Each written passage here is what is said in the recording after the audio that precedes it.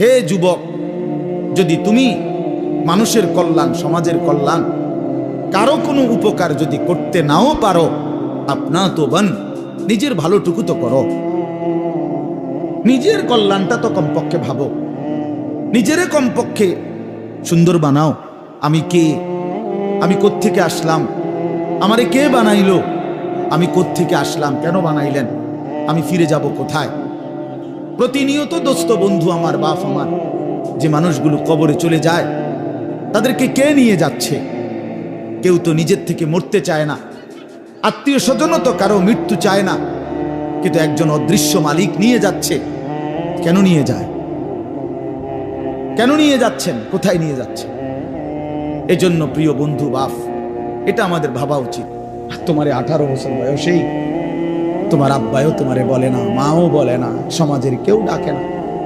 তোমার পতন, তোমার ধ্বংস, তোমার বরবাদি, তুমি নারী দেখতে দেখতে ধ্বংস হয়ে যাইতেছ, ছবি দেখতে দেখতে, বেঈমান কাফেরদের মতো সাজতে সাজতে সাজতে সাজতে, চুল পান, শার্ট পোশাক লেবাস, চলা ফেরা উঠা বসাতে কাফের মুশরিকদের মতো হতে হতে ধীরে ধীরে একটা সুন্দর ছেলে, একটা সুন্দর জওয়ান মুসলমানের একটা তাগড়া ছেলে চোখের সামনে কি হয়ে যেতেছে? নষ্ট হয়ে যায়। এই সমাজ তাকায় তাকায় দেখতেছে। বুঝছেন চাষা, ব্যাপারটা চিন্তা করে দেখেন বিষয়টা কি ভাইয়া? একটা ছেলে বলো বাপ, কেউ তোমারে ডাকে না, কেউ তোমারে ফেরায় না, কেউ তোমার এই অব্যাহত গুনাহ, অশ্লীলতা, বেহায়াপনা থেকে কেউ টাইনা ধরতেছে না, ফেরাইতে চাচ্ছে না।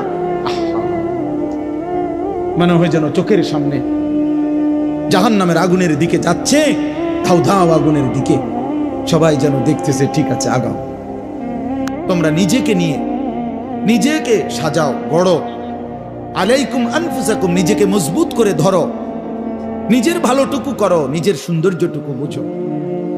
কোরআনুল কারীমে আল্লাহ বলছে, ভাইয়া ওয়ালা তুলকু বিআইদিকুম ইলা তাহলুকা, হে আমার বান্দা, নিজেকে নিজে ধ্বংস করে দিও না, নিজেকে নিজে বরবাদ করে দিও না।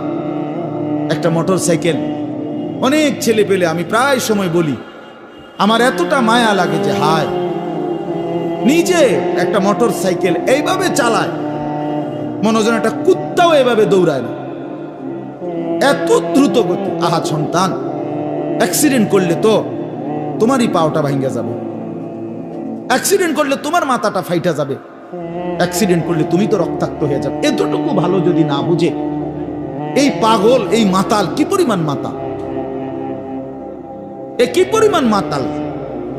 খুব জোরে চালাইলে মানুষে দেখবো, মানুষে দেখতে দেখতে তো তুমি গেছো ওই গা, তো কি দেখতো মানুষ? এটা দেখবো কি? তা তুমি দেখবার আগে তো তুমি তো দৌড় দিছো কুত্তার মতো, তো তোমার কি তা চাইতো মানুষ? কি দেখবো? এটা দেখার কি আছে এটাতে? আস্তাগফিরুল্লাহ, আস্তাগফিরুল্লাহ। এরকম অসংখ্য বিষয় আছে যে তুমি যদি মনে করো দিবানিশি চরিত্রহীনতার মধ্যে ডুবে গেলা, উলঙ্গ ছবি, নর্তকীর নাচ, জিনা, ব্যভিচারের দৃশ্য দেখলা, সারা রাত সারা দিন মোবাইলে, প্রিয় বন্ধু আমার, ভাই আমার, তুমি একবার ইনসাফের সাথে ভাবো যে এর পরিণতিতে তোমার হালাত কি হবে। তোমার শরীর, তোমার যৌবন, তোমার যৌন শক্তি, তোমার যৌবনের সক্ষমতা, এটা যখন প্রয়োজনের মুহূর্তে হারায় যাবে, তুমি যখন ফকির হইবা, তুমি যখন ফকির হয়ে যাইবা, একদিন শরীরের সক্ষমতার অভাবে যখন ধুকে ধুকে কাঁদবা, দুনিয়া তো বেইজ্জতি, আখিরাত তো বেইজ্জতি, তো কি হবে সেদিন? কে তোমার খবর নিবে? কে কার খবর নেয়? স্বার্থপর এই দুনিয়ায় কেউ কারো খবর নেয় না দোস্ত। এই স্বার্থপর দুনিয়ায় কেউ খবর নেয় না। তুমি যেদিন মরে যাবা, আমি যেদিন মরে যাব, সেদিনও পৃথিবীতে সূর্য উঠবে, চাঁদ উঠবে, এই গাড়ি চলবে, সিএনজি চলবে, অটো চলবে, দোকানপাট খুলবে, ব্যস্ত মানুষ সব বাজার ব্যবসা ঠিকই চলবে, সব দৌড়াচ্ছে, শুধু আমি নিস্তব্ধ, শুধু আমি থেমে গেলাম। আমার হাত আর নড়ে না, পা আর নড়ে না, আমার আর চোখ খোলে না, আমার আর জিন্দিগির কোনো স্পন্দন নাই। এরই নাম দুনিয়া।